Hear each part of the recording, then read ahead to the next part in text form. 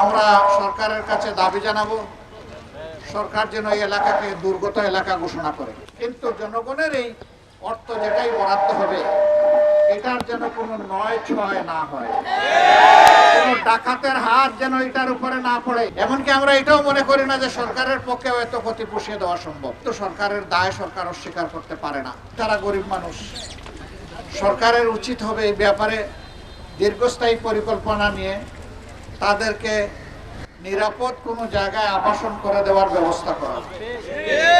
আপাতত যারা মারা গিয়েছে বেশিরভাগ ক্ষেত্রেই দেখা যাবে তাদের উপরেই ভর করে তাদের পরিবারটা চলতো, ছোটখাটো পরিবার। মারা যাওয়ার পরে এই পরিবারগুলো এখন চোখে অন্ধকার দেখছে। আমরা একটি দল হিসাবে আমরা মানবতার ডাকে সাড়া দেওয়ার চেষ্টা করি। অতীতেও আমরা এই ধারাবাহিকতা রক্ষা করেছি বিভিন্ন সময়।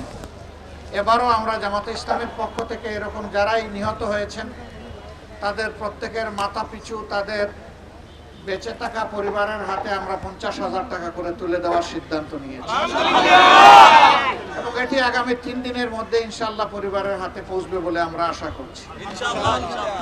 এর পাশাপাশি বন্যা দুর্গত এলাকায় আমাদের সামর্থ্য অনুযায়ী যতটুকু সম্ভব আমরা আমাদের শাখাগুলাকে সেই রকম সিদ্ধান্ত নিয়েছি এবং কেন্দ্র থেকে আমরা তাদেরকে সহায়তা করব।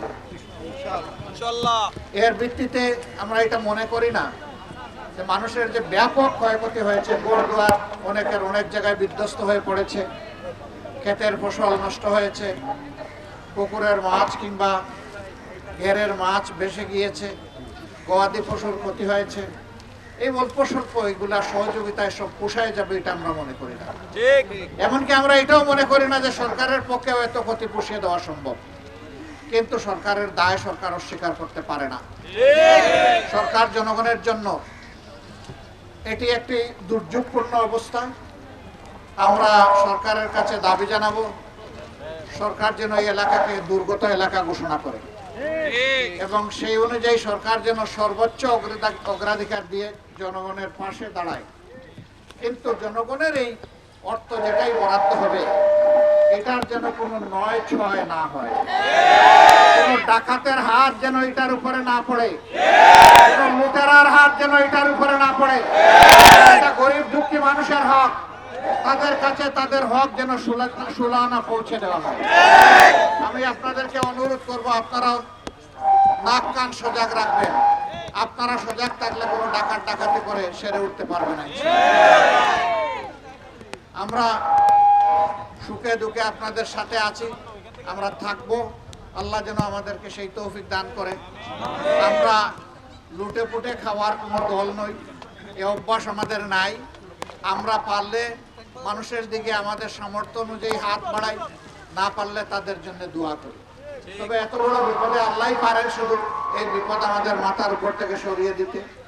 এই বিপদ কোনো দল ধর্ম দেখে আসে না, এই বিপদ আসে নির্বিশেষে সকলের পর।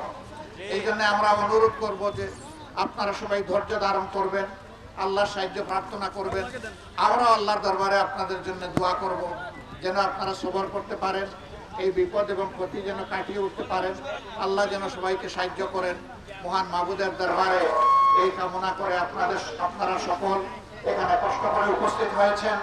আমাদের প্রিয় সংগঠনের পক্ষ থেকে, আমার পক্ষ থেকে আপনাদের সকলকে কৃতজ্ঞতা, অভিনন্দন, ধন্যবাদ জানিয়ে আমার কথা এখানেই শেষ করব।